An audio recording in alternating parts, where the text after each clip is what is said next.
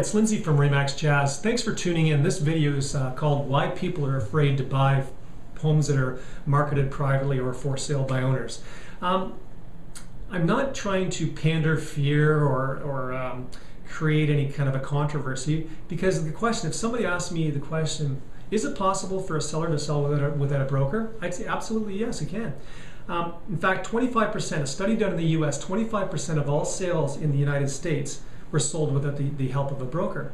Now that's a bit of an inflated number, because a lot of those sales would take place like an estate sale where someone passes away and then the home is sold from family member to family member, or maybe a friend to a friend, or if a corporate move happens and the company buys the house directly off the employee. So a lot of these sales were taking place because of those reasons. But still, many houses sell on their own. Now, a study done in the US for sale by owners, people who sold their house on their own, half of them said that they would hire a professional the next time, that they wouldn't do it themselves the next time.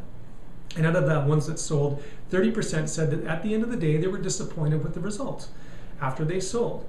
When they added up their time, the lawyer costs, marketing, being on call 24 hours a day, 7 days a week, and the costs of registering on like Property Guys or any of the online sites, it just didn't add up to enough of a difference that would cause them to want to do it again.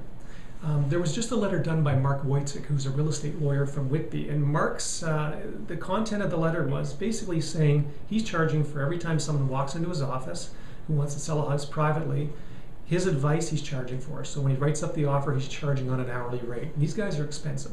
Not just Mark, but most of the lawyers are expensive. All the sign backs, putting initials here, making sure it's all contractually done properly, he's charging for everything. And a lot of the lawyers I've talked to have said that they've run into over $1,000 that they've charged a buyer or a seller, and the offer didn't come together, but they still owed that money.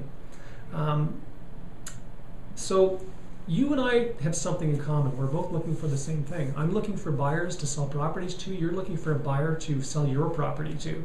So if you look and say, okay, why would a buyer go in the direction of buying privately versus use someone like me? Let's look at the pros and cons. So the pro of using an agent, if a buyer goes to an agent, it costs them nothing. So the agent does the offer up themselves, the agent does the negotiating, the agent coordinates the home inspection, the financing, the appraisal, any of the certificates, the insurance company walkthrough, any things like the TSSA certificate for the oil tank, or any of those things, the agent steps it through. Whereas if a buyer buys privately, they have to pay for all that, or kind of step through the process on their own and hope it all comes together. And there's costs involved, again, like lawyers and things like that. Now, the second thought that would come up is negotiating skills. Now, a lot of times, if you've ever bought a car privately, it's kind of funny, you know, that the two buyer and seller will be standing in the driveway and they'll have their hands in their pockets and be kicking the ground and be very uncomfortable. When I take an offer on behalf of a buyer, I go full force. My job is to get that buyer the best deal I can. I've got 25 years of experience and I know every trick in the book. And a lot of times I will run into an agent with not a lot of skills and experience, maybe 2 or 3 months in the business. My buyer always gets the better deal than the seller because of the experience. That's what my buyer is hiring, is me for my experience. The third thought that comes to mind is liability.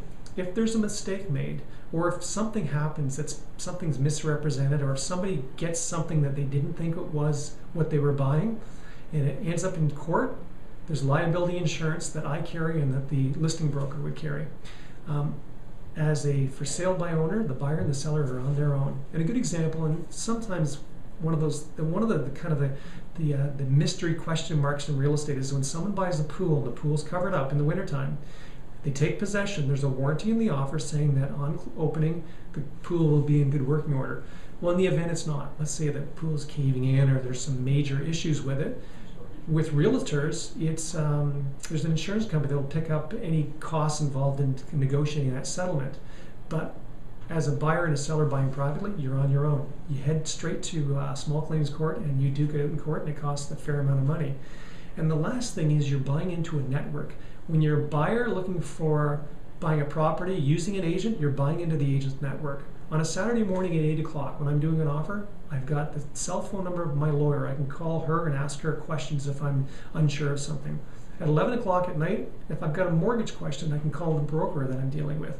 If you're doing it on your own for sale by owner as a buyer, you are buying without any of that network of resources. So really when it comes down to it, why would a buyer buy privately? They would buy privately for one reason and one reason only, and that's to save the commission.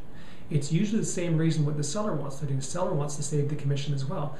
So you both can't save the commission, and it's a rare case when I've seen people equalize out and kind of split the commission so that they both walk away happy.